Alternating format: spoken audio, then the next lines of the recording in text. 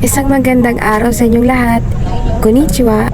Nandito kami ngayon sa Dumaguete at nagbakasyon kami dito. Kasi dito nakatira yung isang ate ko. Bago lang nakabili ng bahay yung ate ko at mas gusto niya raw yung environment dito sa Dumaguete. Isang linggo lang kami dito sa Dumaguete. Sa mga hindi nakakaalam, taga Mindanao pala kami. Kaya sinusulit namin ang aming bakasyon dito. Nga nasa likod ko pala sa bandang kanan ay mga pamangkin ko at yung nasa bandang kaliwa naman ay ang aming bunsong kapatid. Ang oras pala ngayon ay 7:24. Nantok pa nga sila hanggang ngayon. Kasi nga maaga kaming nagbiyahe. Dahil nga pupunta kami sa isang magandang view dito sa Valencia, Dumaguete. Naka-headset pala ako niyan kasi may motion sickness ako. Hindi ako pwede sa biyahe kasi nagsusukat talaga ako. Kaya yung ginagawa ko na lang kapag nagbibiyahe kami. Nag-headset ako, naka-face mask at pailip ng konti para naman mabawas yung paghihilo ko kapag nasa biyahe ako. First time lang namin magbakasyon dito sa Dumaguete. Nakakamangha yung lugar dito kasi malinis yung mga paligid. Kahit saan ang gulong tignan, hindi rin siya crowded at di rin matraffic dito. Doon kasi sa lugar namin sobrang traffic kapag weekdays.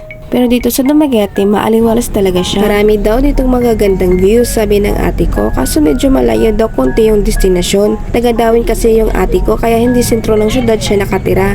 Kaya medyo malayo talaga.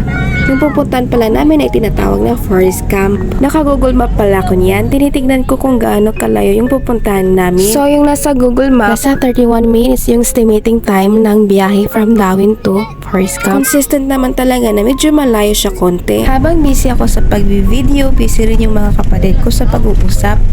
Sabi kasi ng ate ko na malapit na to kaming makarating sa Forest Camp. Di ko rin na malaya na nadaanan na pala namin ang signage ng Forest Camp Resort. Based on the signage na nakalagay, nasa 1.9 km yung distansya bago makarating sa Forest Camp. Sobrang excited na rin ng mga pamangkin ko. Lagi silang nagtatanong kung ano bang meron sa Forest Camp at maganda ba daw doon. So sinabihan namin sila na maganda at maliligo kami doon kaya napaka-excited nila. Sa haba ng minuto ng pagbiyahe namin, sa wakas nakarating na rin kami dito. Busy din yung isang ate ko sa pagbibilang sa amin. Habang pababa na kami, nagtanong naman sa akin yung isang pamangkin ko kung nagsusuklay ba ako. Sabi ko naman hindi ako nagsusuklay minsan kasi nga medyo dry na yung buhok ko at nalalagas minsan. If I still don't brush it, it's still not tangled.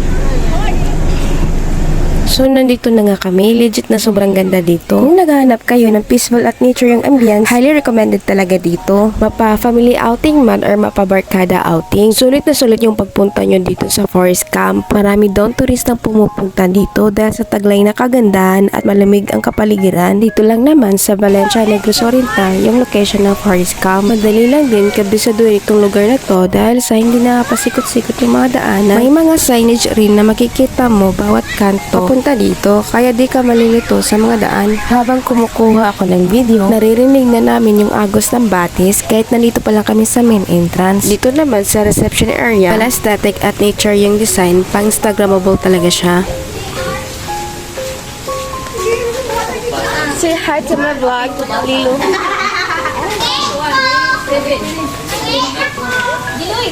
Nagbabayad na yung mga kapatid ko para sa entrance. 180 pesos pala ang entrance fee. May tindahan din sila dito na pwede kang bumili ng souvenirs. Mabait din yung receptionist dito, napaka-accommodating. Kung gusto mo naman magstay dito ng ilang araw at walang hassle sa pagbabayad na nakasettle na lahat, meron silang booking or reservation dito na pwede kang magpa-book or magpa-reserve ng maaga. Maybe you have to. You're enemy?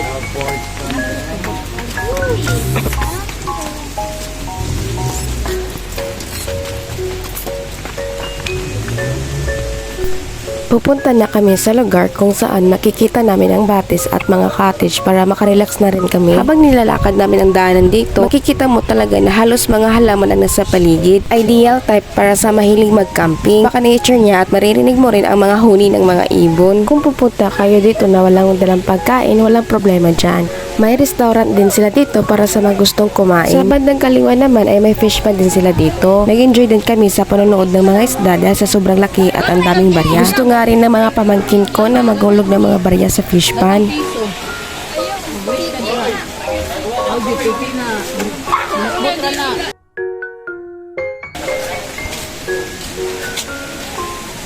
Wala pa lang nakontra na. Dito wala mga forma na.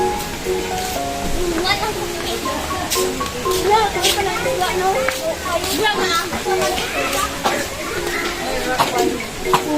Maganda rin magpa-picture dito dahil sa sobrang ganda ng background at may garden din. May wall climbing din sila dito. Maganda sana maranasan ang wall climbing kasi hindi pa daw ito bukas sa publiko. Hindi na namin naitanong sa management kung bakit.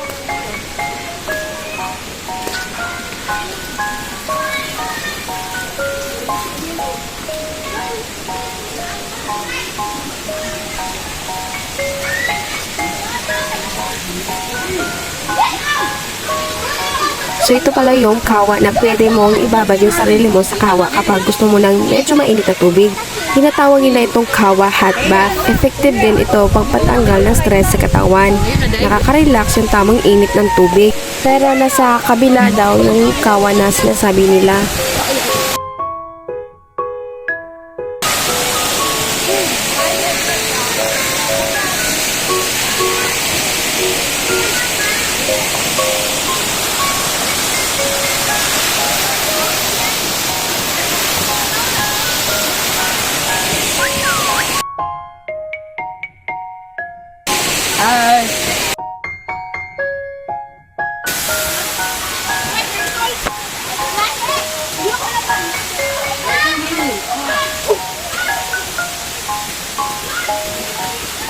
Dito naman banda, mababaw lang ang pool na ito para talaga ito sa mga bata na gustong maligo. Then yung nasa unahan naman ay medyo malalim, nasa 5 feet ang lalim ng tubig. Then yung sa baba, pumunta kami ng mga kapatid ko dyan para mag-picture-picture. Maganda rin yung picture namin kasi nga may waterfalls at mga bato na nakakaganda ng background kaya mas attractive siya sa pagkuha ng picture.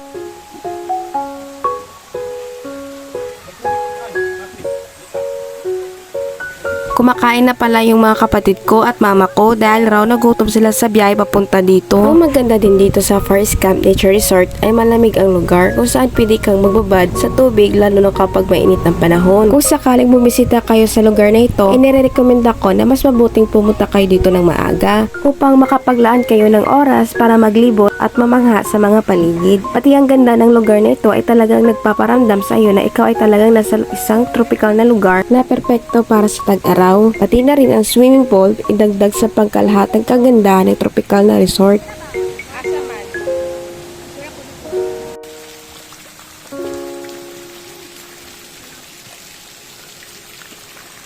Hindi na rin ako nagpahuli, naligo na rin ako dahil sayang ang moment ko hindi ako maliligo dito. Dahil bihira lang kami pumunta dito. Napakalamig ng tubig, bagay na bagay sa panahon ngayon na tag-init. Maganda rin magpa-picture dito, kaya nagpa-picture na rin kami ng mga kapatid ko dito sa tulay na ito. Kaso natatakot talaga ako dumaan rito sa tulay. Kasi may phobia nga ako, natatakot ako sa mga matataas. Dinadala ko na lang sa tawa yung takot ko, pero dapat go pa rin.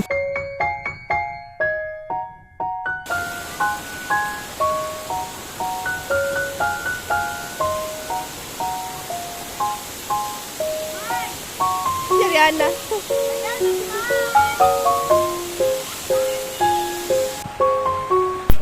Alas 5 na pala ng hapon yan, medyo konti na yung mga taong naliligo. Nagsi-uwian na yung iba, kaya nag-request na rin ako sa ate ko na videoan niya ako para naman may remembrance ako rito. At uuwi na kami maya-maya kasi nga hapon na.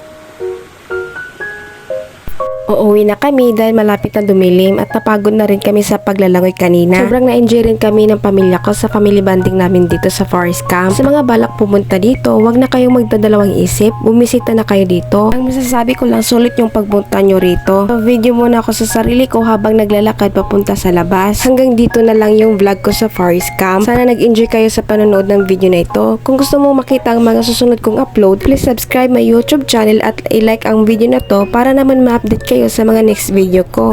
Salamat sa panonood. Bye!